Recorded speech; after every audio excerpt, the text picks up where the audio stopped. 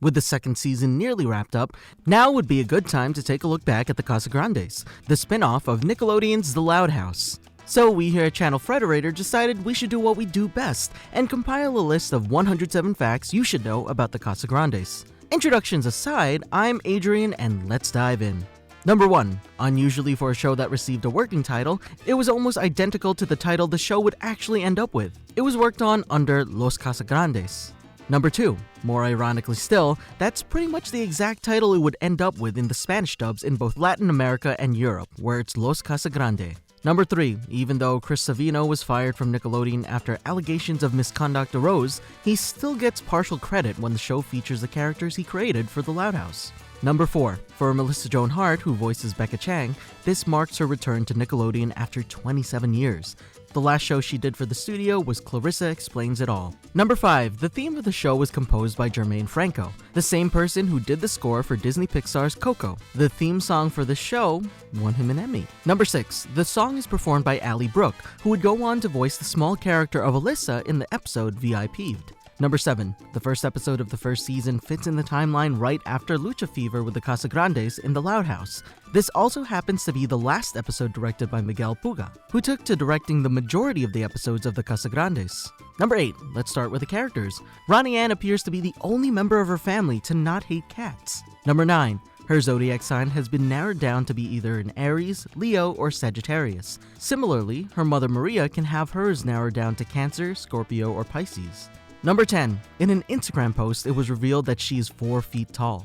This actually makes her quite short for her age. Number 11. Even though the show is called The Casagrandes and Ronnie Ann is the main character, officially she is not a Casagrande. She's a Santiago, just like her brother. Number 12. Her grandmother Rosa is generally the only one to refer to her by her full name of Ronalda. Number 13. Early concept art showed her with red hair instead of black, and her skin was lighter, but apart from the color scheme change, the design remained more or less the same. Number 14. Moving on to Ronnie Ann's older brother Bobby, it's revealed that he seems to suffer from a form of anxiety, as he performs poorly when he has to take a test under stress. It can get bad enough that it makes him throw up.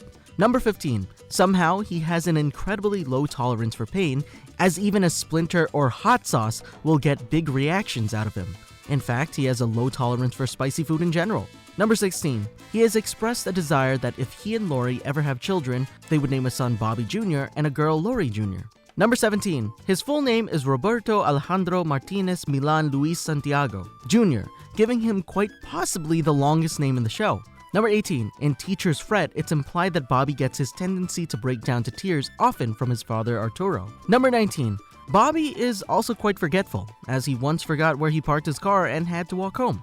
Number 20. He also had no idea that dinosaurs were extinct until basically the end of season 1. Number 21. Even though it's implied earlier, it takes 13 episodes for Maria to admit that she and Arturo really are divorced. Number 22. But because the two are still on relatively good terms, according to Arturo they were better off as friends, she still kept his last name. Number 23.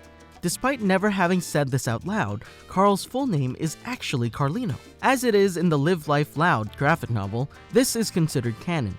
Number 24. Carlitos is the only member of the Casagrande family to not have black hair. Hector doesn't either during the events of the show, but he did have black hair in his youth. Number 25. Carlitos only learns Ronnie Ann's name in the episode Copycat. Up until then, he thought her name was Al. Number 26. Rosa is revealed to be strong enough to lift heavy objects with very little effort. Number 27.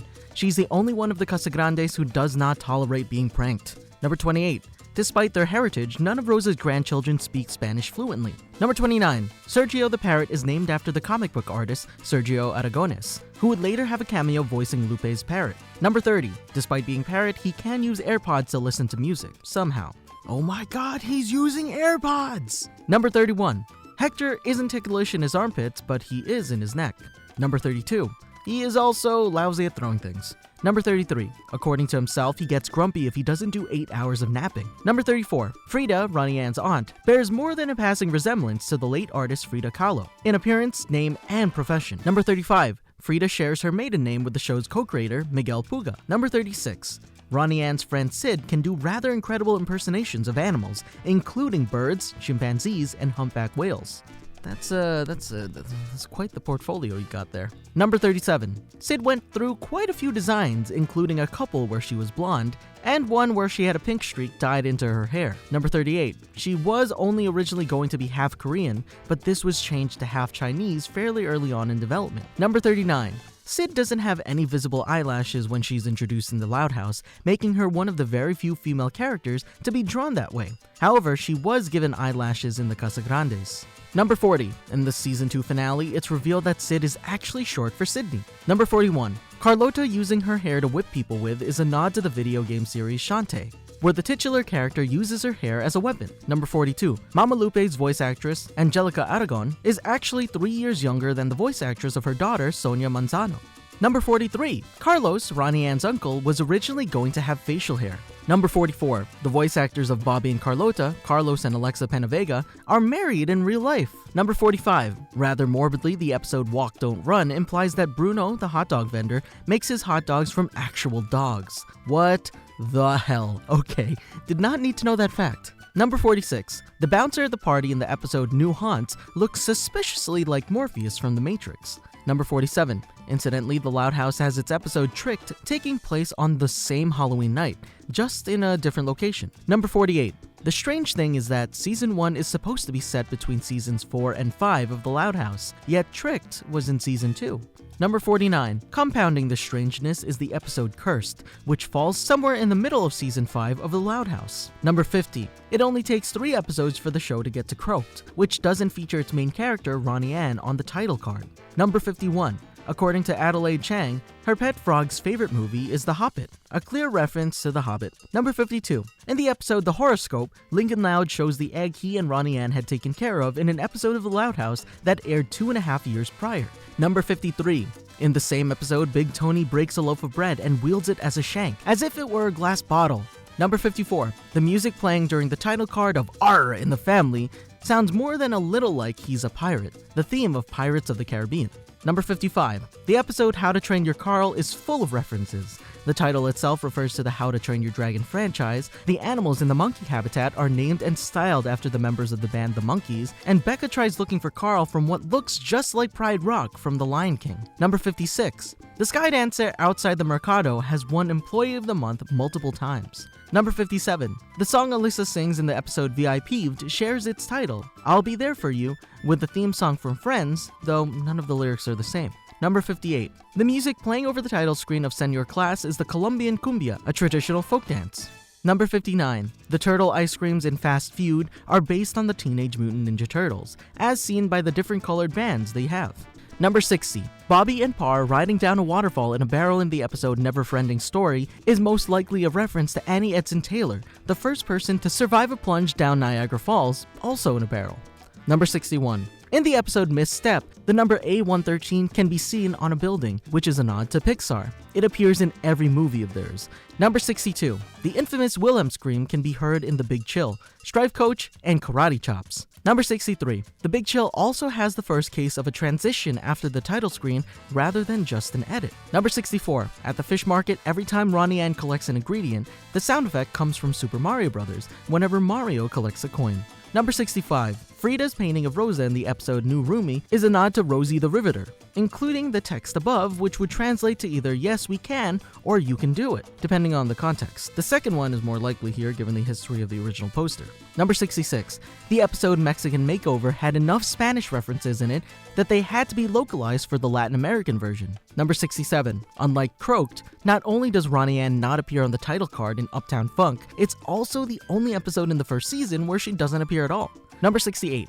The episode Cursed holds the record for now for most voice actors in a single episode, clocking in at 26. It even beats the highest count for 2 episodes of The Loud House, Schooled and The Loudest Thanksgiving, both of which clock in at 21. Number 69. Luna's line of knock knock knockin' on the bathroom door is a reference to the 1973 Bob Dylan song Knockin' on Heaven's Door. Number 70. Over the course of Season 1, the voice actors for Lincoln, Samir, Alexis, and Carlitos are changed. Tex Hammond and McConaughey because they hit puberty and their voices became notably lower, Roxana Ortega for unknown reasons, and Nika Futterman because of an industry-wide trend to have ethnic characters be voiced by someone from the same ethnic group. Number 71. Though rather embarrassingly, Nika Futterman's replacement, Diego Olmedo, has his name misspelled as Almeida in the credits of the first episode he appears. Number 72. For reasons unknown, the first 2 episodes had their titles changed after their first airing.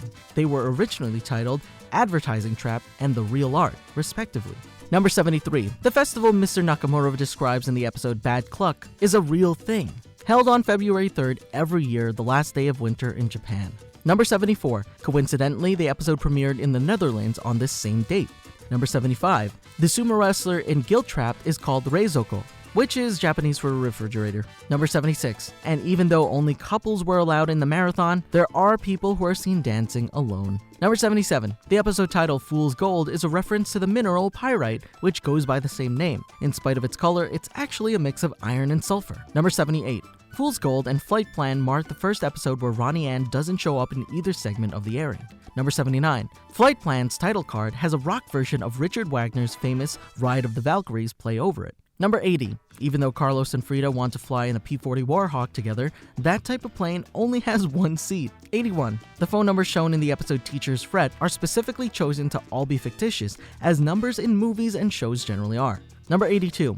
Breakfast Bot and Dynamic Do-Over don't name a line producer in the title card. Karen Malick's last credit was in Teacher's Fret, and Yvette DeBello would first be credited in Home Improvement, but we don't know if either of them did that job for these 2 episodes. Number 83. The breakfast bot sinking into the menudo while giving a thumbs up is a callback to the 1991 movie Terminator 2 and the death of the titular character. 84. The Dynamic Do-Over is a reference to the Dynamic Duo, a very old nickname for Batman and Robin in the Adam West TV show. 85. Speaking of Batman, El Falcon gets a call from Commissioner Gordo, a play on Commissioner Jim Gordon from the same comics. Number 86. The episode Matters of the Cart was banned in Central and Eastern Europe, along with Russia and Turkey due to the presence of a family with 2 fathers. Number 87. The title card of the episode Chancla Force appears to be satire of the poster for the original 1977 Star Wars. Number 88. The music here is also based on the famous Imperial March. Number 89.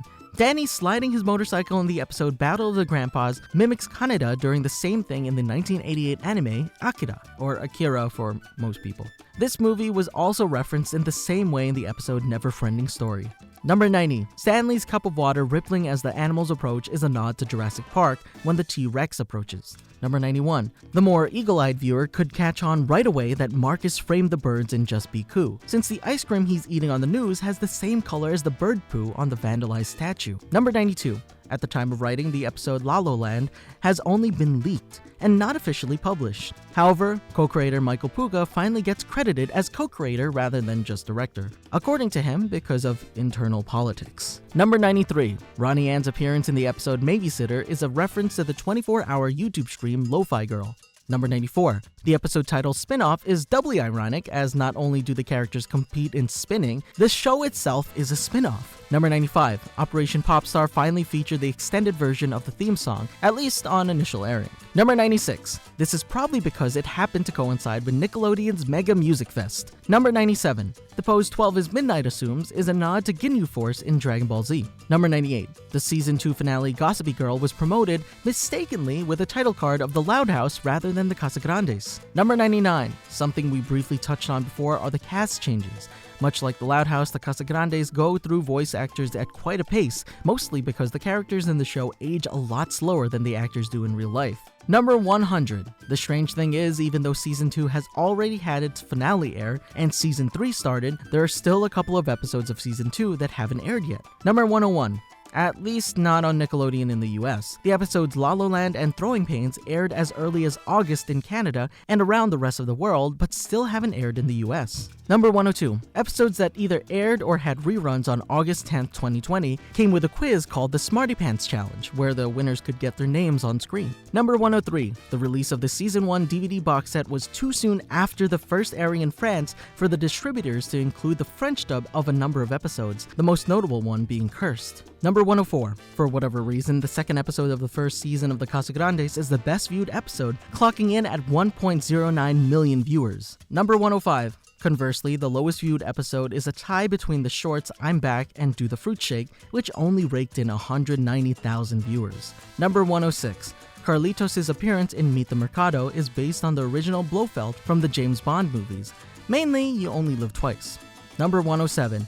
And finally, there are plenty of episode titles that reference the movies, like Guess Who's Shopping for Dinner, Guess Who's Coming to Dinner, Dial M for Mustard, Dial M for Murder, I Breakfast Bot, I Robot, and La La Land. Once again, I'm Adrian, and thank you for watching 107 Facts about the Casagrandes. Are you watching Season 3? Be sure to let us know in the comments below, and don't forget to like and subscribe. And remember, Frederator loves you.